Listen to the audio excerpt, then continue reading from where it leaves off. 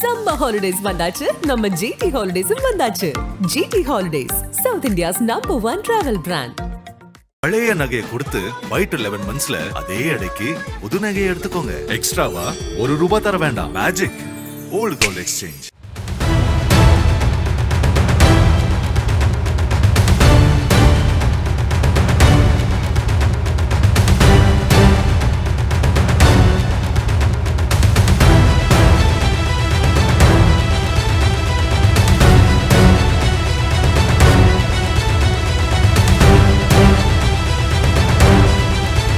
கரணம் தப்பினால் மரணம் என்று அறிந்தும் இன்றைய இளம் தலைமுறையினர் ஆபத்தான பைக் ரேஸ் பந்தயங்களில் ஈடுபட்டு வருகின்றனர்.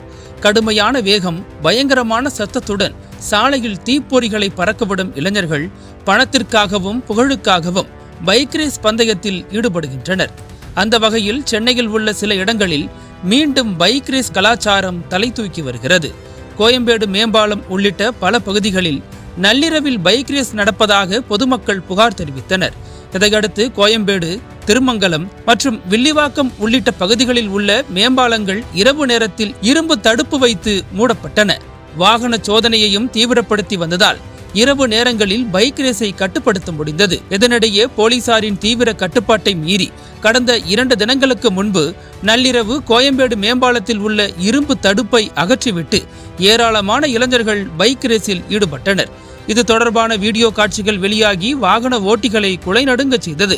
கடந்த 24ஆம் தேதி நள்ளிரவு நேரத்தில் 10க்கும் மேற்பட்ட இளைஞர்கள் கோயம்பேடு முதல் அடையாறு வரை பைக் ரேஸ் பந்தயத்தில் ஈடுபட்டுள்ளனர். இன்ஸ்டாகிராமில் குழு ஒன்றை பதிவு செய்து நள்ளிரவு 12 மணிக்கு மேல் ஓர் இடத்தில் குவியும் அந்த இளைஞர்கள் 1 மணிக்கு மேல் பைக் ரேஸை தொடங்குகின்றனர். அந்த ரேஸில் பல்வேறு ஆபத்தான விதிகள் உள்ளன. குறிப்பாக 10 கிலோமீட்டர் தூரத்தை 3 நிமிடங்களில் கடக்க வேண்டும்.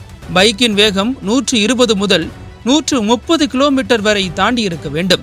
இதுபோன்ற ஆபத்தான விதிகளை கடந்து வெற்றி பெறுவோருக்கு ₹20,000 வரை பரிசு தொகை நிர்ணயிக்கப்பட்டுள்ளதாக கூறப்படுகிறது.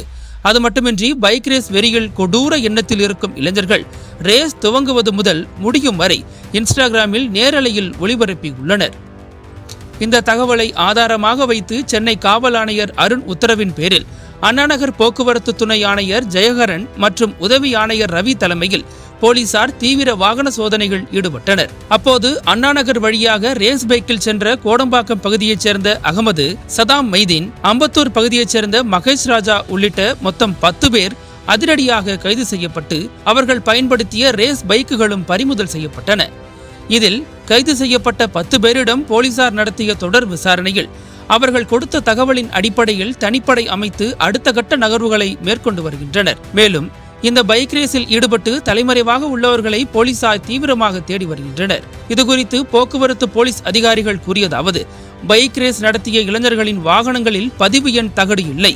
இருப்பினும் போக்குவரத்து புலனாய்வு போலீசார் தப்பியோடிய அடாவடி இளைஞர்களை பிடிக்க முயன்று வருகின்றனர். கோயம்பேடு அடையாறு வரையில் கண்காணிப்பு கேமராக்களில் பதிவான காட்சிகளை ஆய்வு செய்து வருகின்றனர். இதில் அண்ணாநகரைச் சேர்ந்த 5 பேரின் விவரங்கள் கிடைத்துள்ளன. அவர்களை தேடி வருகிறோம்.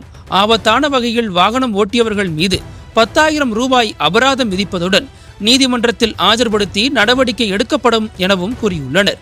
முன்னதாக அண்ணாநகரில் பைக் சாகசத்தில் ஈடுபட்ட 10 பேரை போலீசார் கைது செய்தனர். இதையடுத்து தங்களது பிள்ளைகளை விடுவிக்க கோரி பெற்றோர்கள் சாலை மறியலில் ஈடுபட்ட நிகழ்வும் அரங்கேறியது.